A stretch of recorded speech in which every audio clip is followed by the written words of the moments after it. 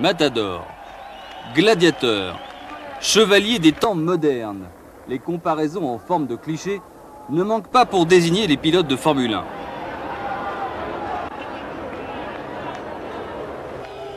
La vitesse, le bruit, la fureur, la gloire et parfois la douleur sont les drogues de ces hommes qui vivent leur métier comme une passion dévorante. Au volant, ils connaissent des sensations que seuls pourront vivre. Une vie à 300 à l'heure, avec pour certains, au bout du parcours, la mort. Profession, pilote. I think motor racing is something that is a very strange commodity. It's a balance. It's something that takes a man to the outer perimeters of life. It gives them an exhilaration, an excitement that perhaps no other thing in the world can ever do. When you get this high from driving, it's like being in cloud 9.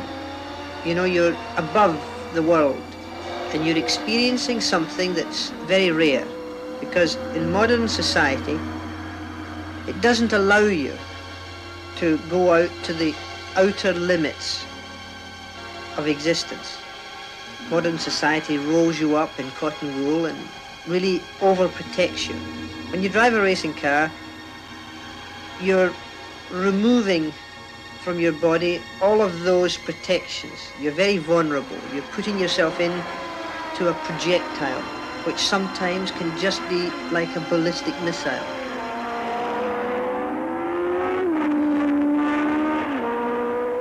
La Formule 1, pour moi, ça a d'abord été un sport et une passion, et maintenant c'est devenu un métier. Et ça, il faut absolument l'apprécier à sa juste valeur, il faut le préserver. Pour le préserver, il faut essayer de ne pas tout mélanger, parce que je pense que j'apprécierais pas autant si je considérais ça toujours uniquement comme un sport ou une passion. Je le considère comme un métier, et je crois que c'est pour ça que je le fais, j'ai l'impression, mieux que certains, car pour moi c'est une profession à part entière, il faut que je m'y consacre quand je suis dans mon domaine à 100%. La course, c'est le moment d'exaltation absolue pour tous, acteurs et spectateurs. Pourtant, le Grand Prix du dimanche ne représente qu'un dixième du travail du pilote. Tout au long de l'année, il tourne pour des essais de mise au point. C'est même parfois un exercice contraignant où le pilote se met au service des ingénieurs et des mécaniciens. En effet, il est le seul à pouvoir restituer des informations permettant de développer et d'améliorer la voiture. Les séances d'essais privés sont devenues indispensables et permanentes. Quasiment chaque semaine, les pilotes des top teams sont au volant. Ils travaillent. Les essais privés, en fait, c'est ce qu'il y a de plus important. Ça sert à mettre la voiture au point. Et le résultat de ces essais privés, on le voit lors des week-ends de course, parce que là, on a vraiment très peu de temps pour régler la voiture, pour faire du développement. On arrive avec une sorte de package comme ça, une voiture telle qu'elle a été dessinée. Et on doit essayer d'y apporter les réglages qui font qu'elle est le mieux adaptée au circuit. On doit régler les appuis aérodynamiques, on doit régler la tension des barres anti-roulis, la dureté des ressorts, les amortisseurs. Un perfectionniste comme Ayrton Senna recherche scientifiquement la limite. There is so much to learn and to do it, I believe, that for me, the only way to be stronger and to be more self-confident, that I'm doing really the maximum that I can do under those circumstances, is by concentrating and trying to remember every single detail regarding that situation and to imagine any future problems and therefore get it as right as possible. And you develop it through the years, through the time you develop it. Même quand on est chez soi, quand on est au restaurant, quand on est dans un avion, on pense à la voiture, on pense à ce qu'on a fait comme réglage, on pense à ce qu'on pourrait améliorer, on pense à toutes ces petites choses qui ne fonctionnent pas bien et qu'on voudrait améliorer le plus vite possible pour être le plus compétitif possible. Une écurie de Formule 1, c'est une équipe. Chacun y joue avec précision et compétence sa partition. Pas de place pour l'improvisation. Chaque option est pensée, essayée et chronométrée. Si la performance est là, c'est le succès de toute l'équipe qui est mise en évidence par le pilote et sa voiture.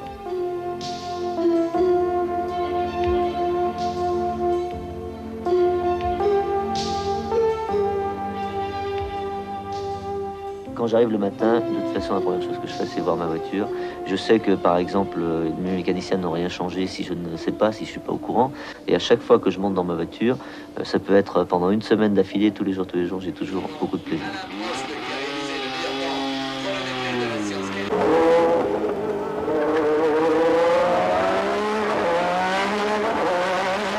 Ma voiture, j'ai l'impression de toujours faire corps avec. Je sais pas comment dire, c'est pas comme une personne, comme un être humain, mais c'est... Quand on voit ces animaux, les dinosaures et tout ça, en réalité ça fait peur et puis ça laisse pantois, ça impressionne. Pour moi, ma voiture, c'est pareil, c'est quelque chose de très dangereux, mais j'essaye de la dominer, mais c'est souvent elle qui me domine. Et on a une relation un petit peu bizarre ensemble, mais pour moi, c'est un bijou. Une Formule 1, un objet presque vivant qui a ses ratés, ses colères, ses habitudes. Well, I think a racing car is something very special, almost in the breed of an animal. Not only is it like an animal, but it's also like a woman. It's very sensitive, it's very nervous, it's very highly strung. Sometimes it responds very nicely, sometimes it responds very viciously. Sometimes, to get the best out of it, you have to coax it and almost caress it to do the things you want it to do. And even after you've done all these things, and the car is doing exactly as you want it to do, it will immediately and with no warning change its mind and do something very suddenly, very abruptly. And then you have to maybe use a different method on the car. You maybe have to give it a real good thrashing to show it who's boss. But more important than anything, you must have a very nice relationship with this car.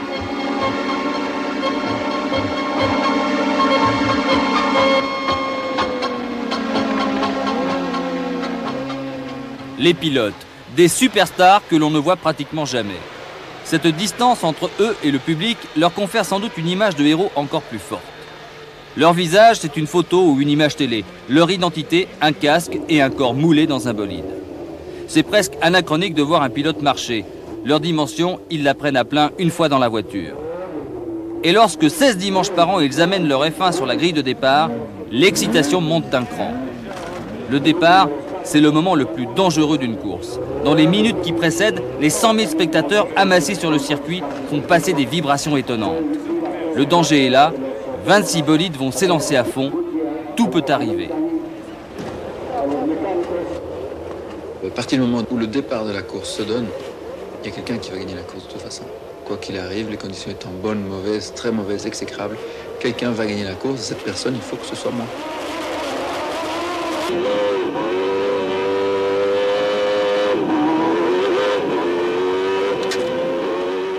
The best thing is when the red light comes, because then everything goes, it's all programmed, like you say, and everything goes natural then, just go.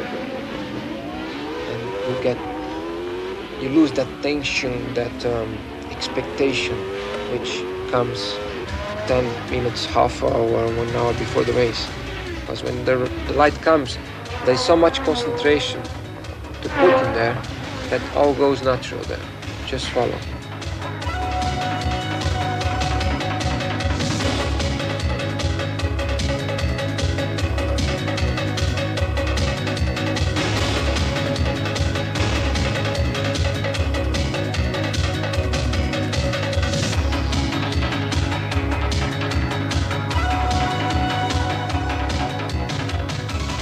When you take yourself to the limit of your ability and also the limit of the cars, then you're on such a fine balance between life and death. Really, at the limit of life, this is something that is very rare. It's something that a man seldom has the opportunity of enjoying and existing and coming back to enjoy it again.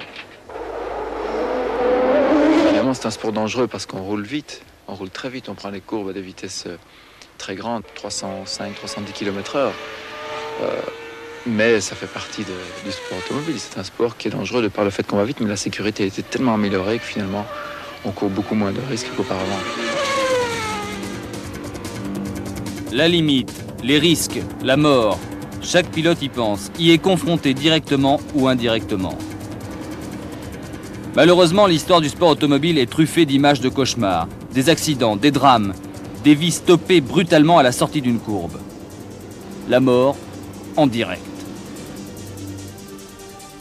Même si ces tragédies sont liées à la course, elles sont toujours inacceptables et cruelles. Pour les victimes et pour ceux qui restent. Of course, motor racing is dangerous, and it never will become completely safe, no matter what anyone does. And of course, people die.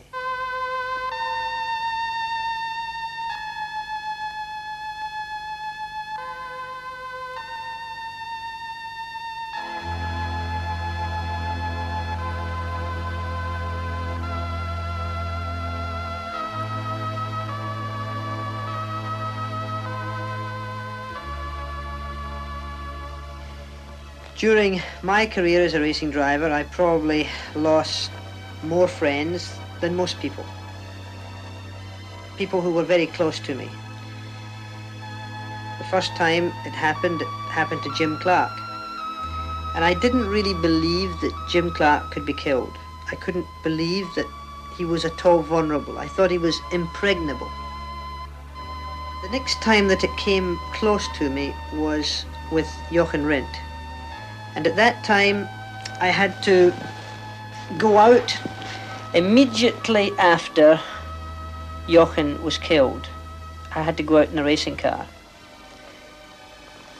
And this was a problem because I had to eliminate my emotions. I had to completely become cold to drive a racing car at a time when I was, in fact, very much affected by his death.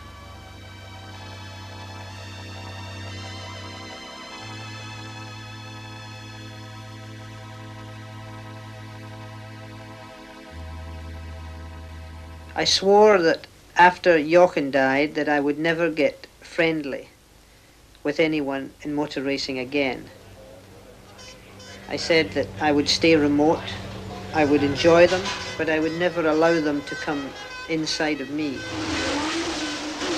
Well, unfortunately, I don't control my emotions as well as I control a racing car. And of course, Francois became more than just a friend. He became part of the family.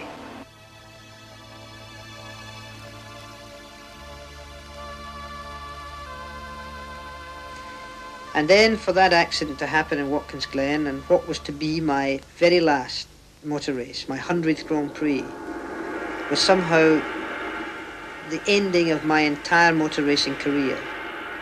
Although I had made up my mind to retire many months before, this seemed to be the final curtain.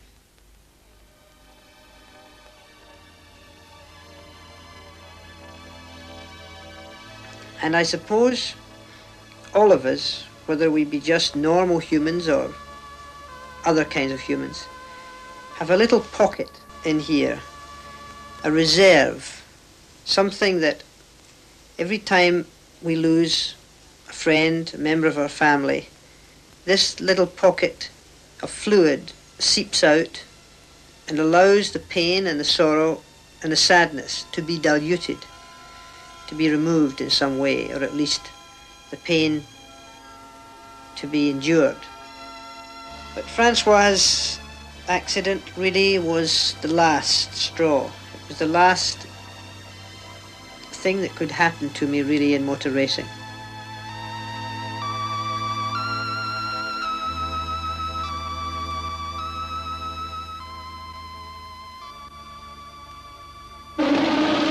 Et pourtant, malgré tout, c'est toujours la furie au moment des départs.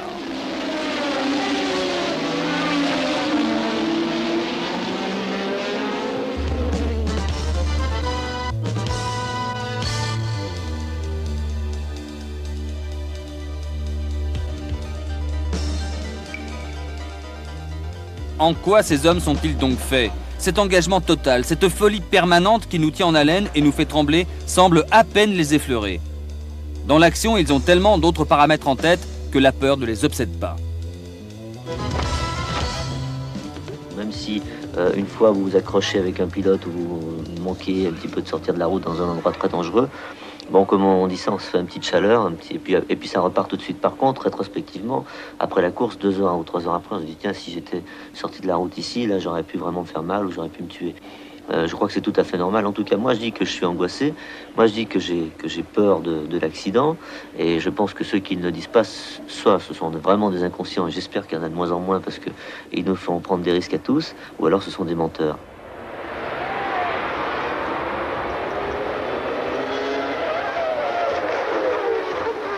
La mort, à la limite, me fait moins peur que l'accident qui me laisserait vraiment des séquelles pendant toute ma vie, la paralysie ou des choses comme ça. Donc, je veux dire, la mort, pour moi, c'est pas quelque chose qui m'obsède. L'accident lui-même m'obsède un petit peu.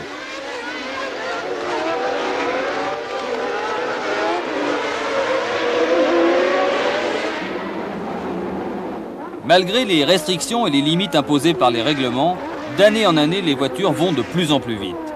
Alors, pour protéger les hommes, la sécurité a elle aussi progressé.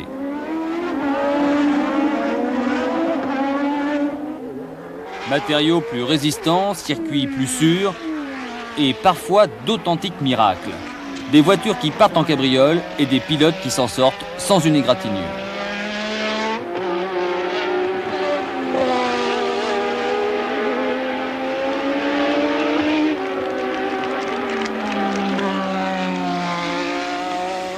Mais trop souvent, il n'y a pas de miracle. 1982, Hockenheim, RFA. La Renault Elf d'Alain Prost roule au ralenti. La Ferrari de Didier Pironi percute à pleine vitesse la roue arrière droite de la Renault et s'envole. Les jambes de Didier sont broyées. Grâce au professeur Le Tournel et à une force de caractère incroyable, Didier Pironi marche de nouveau. Mieux même, il envisage de repiloter une F1. En attendant, pour assouvir sa soif de compétition et d'émotions fortes, il se lance dans le championnat du monde de offshore. Emporté par cette nouvelle passion, il disparaît en août 87. Nombreux sont ceux qui, comme lui, ont traversé la vie comme ils conduisent, à fond. Ainsi, Patrick Depailler, qui déjà éprouvé à la suite d'un accident de deltaplane, reprend le volant et trouve la mort à Hockenheim.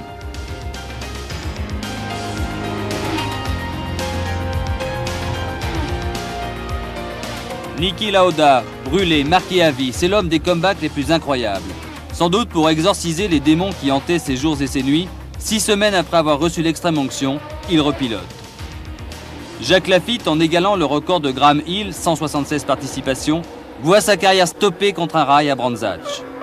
Mais comme pour Pironi, Depailler, Lauda, Lafitte, Streff ou Nannini, jamais de renoncement, même touché au plus profond de leur chair.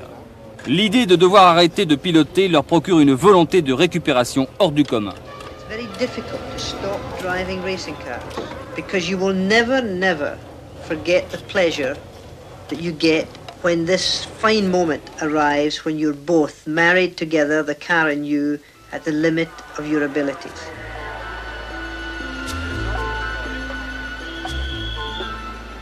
Complètement shooté à la F1, le plus accro de tous, Riccardo Patrese l'Italien, a fêté son 200e Grand Prix et il continue. Sa vie sans la Formule 1 n'est plus la même. Alors pourquoi se passerait-il des essais, des briefings, des courses? Pourquoi se passerait-il de montées d'adrénaline, de courbes passées à fond, de dépassements millimétriques? La mia sensazione attuale è che quando smetto di correre mi allontano dall'ambiente, me ne vado. Però non so se ci riuscirò, perché senz'altro riuscirò a farlo per 1 anno o 2 anni, ma credo che mi sia entrato un po' nel sangue, quindi come malattia probabilmente tornerò indietro, non lo so. Suzy Patrese vit très intensément la passion de son mari. Comme beaucoup de femmes de pilotes, elle est la plupart du temps sur les circuits. Cependant, certaines d'entre elles préfèrent suivre la course à la télé. Mais qu'elles soient sur place ou non, au moment des départs, la communion est totale. Le même masque de concentration se lit dans les yeux. Certains prient, d'autres croisent les doigts.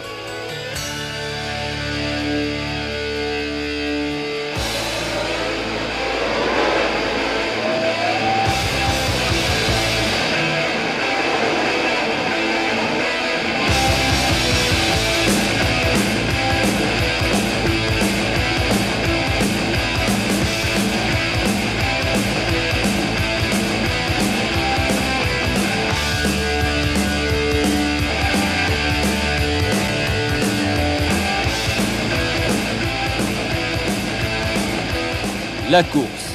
En quelques éclairs éblouissants s'effacent angoisse, stress et peur.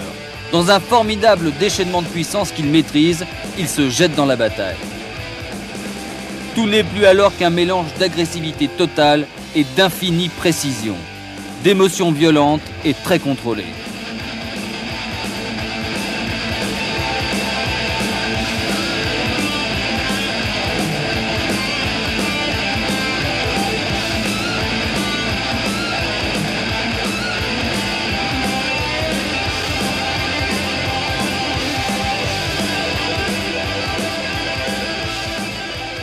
De ces instants que nous croyons de folie, les pilotes de F1 disent « nous les vivons au ralenti ». Ils touchent alors à une félicité que nous ne connaîtrons jamais.